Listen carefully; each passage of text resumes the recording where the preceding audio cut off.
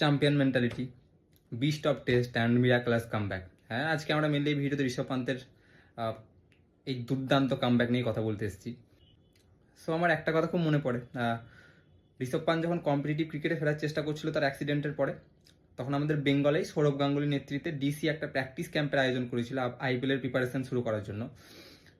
সেই সময় মেবি যাদবপুর বা কল্যাণীর মাঠে সেই প্র্যাকটিসটা হচ্ছিল। আমার এক্স্যাক্টলি মনে নেই কল্যাণী না যাদবপুর, বাট কোনো একটা মাঠে হবে, বেঙ্গলেই হচ্ছিল। তখন ঋষভ পান্তকে একজন রিপোর্টার সেই মোমেন্টে গিয়ে জিজ্ঞাসা করে যে এতদিন পরে আপনি ক্রিকেটে ফিরছেন, সো আপনার জন্য এটা কতটা চ্যালেঞ্জিং হবে, আপনি কতটা আছেন, কারণ এতদিন পরে কম্পিটিটিভ ক্রিকেটে ফেরা ডেফিনেটলি ইজি নয়। তখন ঋষভ পান্ত খুবই ক্যাজুয়াল একটা উত্তর দেয়, বলে আমি লাইফে যে প্রেসারটা ফেস করে এসেছি, প্রায় মৃত্যু মুখ থেকে ফিরে এসেছি, এর থেকে আর বেশি প্রেসার আমার কাছে কিচ্ছু নেই। ক্রিকেট আমার কাছে এখন সব থেকে কম প্রেসার হয়তো জিনিস, ক্রিকেটটা আমার কাছে লাইফের এনজয়মেন্ট। আমি এখন খেলার মাঠেও যখন যাব, আমি কত রান করলাম কি করলাম, আমি একদমই আমার ক্রিকেট নিয়ে প্রেসার আমি কোনোদিনই নেবো না। আমি ক্রিকেটটাকে জাস্ট এনজয় করবো, লাইফকে এনজয় করবো।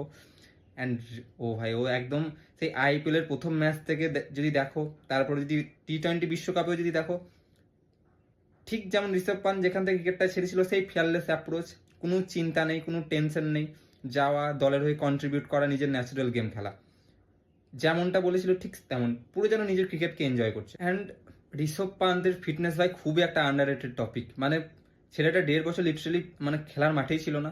এই 6 থেকে 7 মাস হলো জাস্ট ক্রিকেট ফিল্ডে এসছে। আইপিএলের কিছু মাস আগেই এই ক্রিকেট ফিল্ডে জাস্ট ফিরেছে।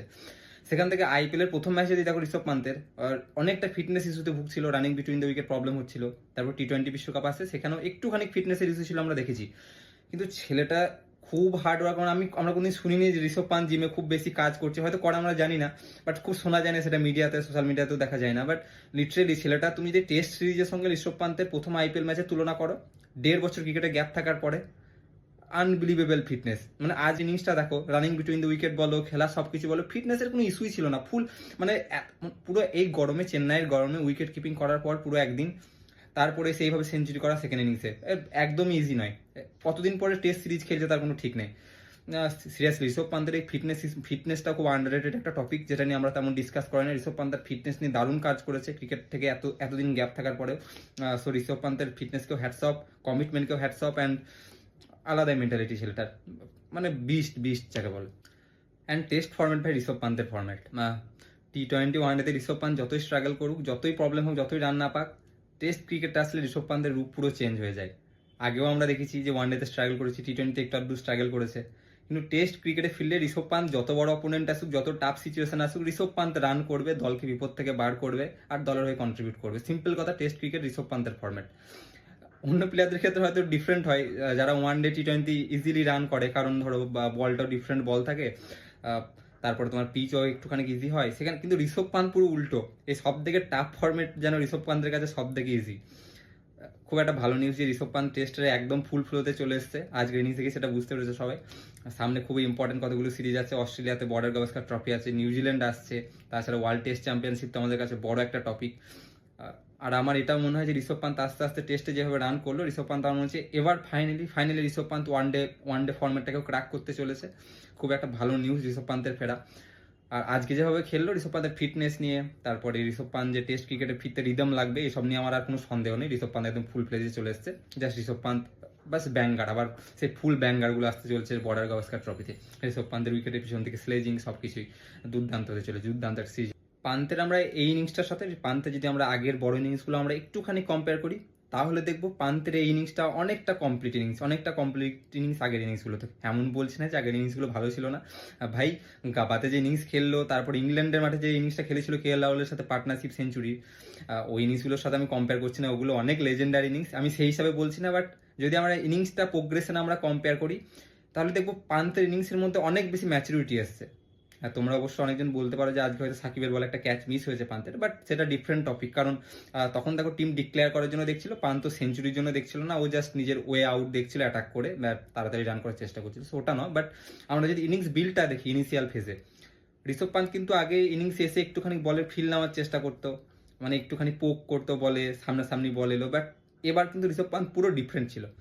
ফার্স্ট ইনিংসে হাসান মাহমুদের বলে খুচা থেকে আউট হয়েছে, একটা লুজ শট ছিল ডেফিনেটলি। বাট সেকেন্ড ইনিংসে যদি দেখো, ও কিন্তু ওখান থেকে শিক্ষাটা নিয়েছে। সেকেন্ড ইনিংসে কিন্তু ইনিশিয়াল ফেজে একদমই কোনো পোক করেনি, নিজে প্রপার টাইম নিয়েছে সেট হওয়ার জন্য। সাকিবকে দুটো বল যা সেট করেছিল কালকে, একটা 6 একটা 4 যেটা পরপর 2 বলে, কারণ দেখো লেফটি স্পিনারের বিরুদ্ধে ঋষভ পান্তের অবশ্যই স্ট্রং জন লেফটি স্পিনার, সো সেটারও পুরো ফায়দা নিয়েছে। কিন্তু যখনই দেখেছে টাফ বোলার এসছে, মেহেদিকে কিন্তু রেসপেক্ট দিয়েছে প্রথমের দিকে যতক্ষণ না লুজ বল পেয়েছে। তাছাড়া পেসারদেরকেও রেসপেক্ট দিয়েছে। সো ডেফিনেটলি ঋষভ পান্তের এই ইনিংসটা একটুখানি ডিফারেন্ট ছিল তার আগের ইনিংসগুলো থেকে। আর আমার মনে হয় ঋষভ পান্ত আরও অনেক বেশি ম্যাচিওর হয়েছে এই ঋষভ পান্ত আগের ইনিংস ঋষভ পান্তের থেকে অনেক বেশি ম্যাচিওর অ্যাজ এ ব্যাটসম্যান। আর আমার মনে হয় এটা কিন্তু ঋষভ পান্তকে অ্যাজ এ টেস্ট প্লেয়ার আরও অনেক বেশি হেল্প করবে। ঋষভ পান্ত আরও অনেক ডেঞ্জারাস ব্যাটার হবে, কারণ ঋষভ পান্ত কিন্তু যখন অস্ট্রেলিয়ায় যাবে তখন যদি সে প্রথম দিকে একটুখানি সেট হওয়ার টাইম পায়, যেটা ঋষভ পান্ত আগে সেট হওয়ার দিকে দেখতো না, প্রথম থেকে অ্যাটাক করার চেষ্টা করতো, পান্ত যদি একটুখানি সেট হয়ে যায় তখন কিন্তু পান্ত ডিফারেন্ট বিস। আমার মনে হয় পান্ত আরও বেশি কনসিস্টেন্ট হবে অ্যাজ এ ব্যাটসম্যান।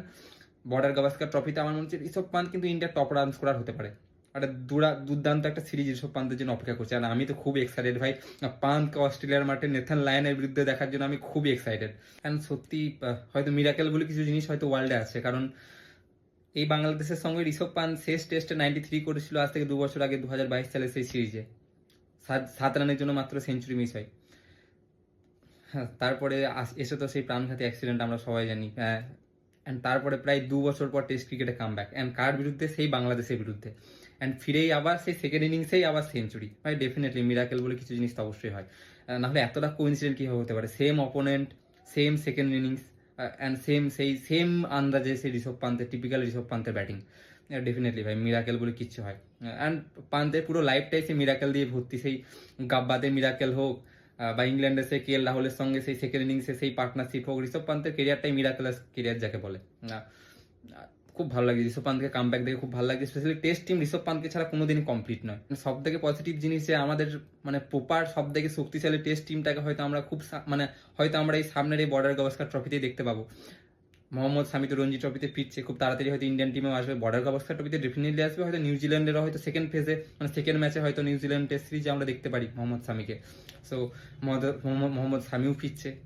তারপর আরেকটা নিউজ তো আমরা সবাই জানি যে হার্দিক পান্ডিয়াও টেস্টে ফেরার জন্য মানে ইন্ডিয়ান বোর্ডকে রিকোয়েস্ট করেছে। আবার আজকে একটা নিউজ দেখলাম, আপডেট দেখলাম যে হার্দিক পান্ডিয়া নাকি নিউজিল্যান্ড সিরিজ থেকে ইন্ডিয়ান টিমে ফিরতে চাইছে। আমি জানি না নিউজিল্যান্ড সিরিজে ফিরবে কিনা, বাট বর্ডার গাভাস্কার ট্রফি বা ওয়ার্ল্ড টেস্ট চ্যাম্পিয়নশিপে হার্দিক ফেরা মানে কিন্তু ইন্ডিয়ান টিম খুবই স্ট্রং হতে চলেছে। মেনলি বর্ডার গাভাস্কার ট্রফিতে ফিরলে তো খুবই ভালো হয়। সো ফাইনালি পান্ত, হার্দিক, মোহাম্মদ শামি, ইন্ডিয়ার মানে 3 জন মার্কি প্লেয়ার টিমে ফিরে মানে ফাইনালি ফিরতে চলেছে একসাথে। পান্ত তো ফিরেই গেছে। সো ইন্ডিয়ান টিম এমনিতেই স্ট্রং ছিল, আমরা দেখেছি যে টিম নিয়ে অস্ট্রেলিয়াকে আমরা সিরিজ হারিয়ে এসেছি, সেই টিম তো বলতে গেলে সব থেকে স্ট্রং টিম আমাদের কোনোভাবেই ছিল না। বিরাট কোহলি ছিল না, জাদেজা চোট পেয়ে গেল, মোহাম্মদ শামি চোট পেয়ে গেল। সেখান থেকে আমরা এবার পূর্ণ শক্তির দল নিয়ে যাচ্ছি। আশা করছি একটা দুর্দান্ত সিরিজ হবে। ফাইনালি মানে অনেক দিন পর আমরা ইন্ডিয়ান টেস্ট টিমকে একদম সে ফুল ফ্লেজ টেস্ট টিম দেখতে পাবো। সো খুবই এক্সাইটেড, খুবই এক্সাইটেড।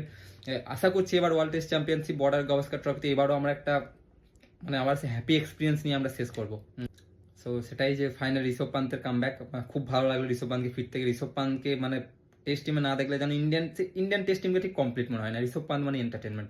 সো খুব ভালো লাগলো। সো ভাবলাম যে ঋষভ পান্ত যখন ফিরেছে একটা তো অবশ্যই ভিডিও অবশ্যই বানানো উচিত, সো এই নিয়ে বানানো, এটাই খুবই ভালো লাগছে।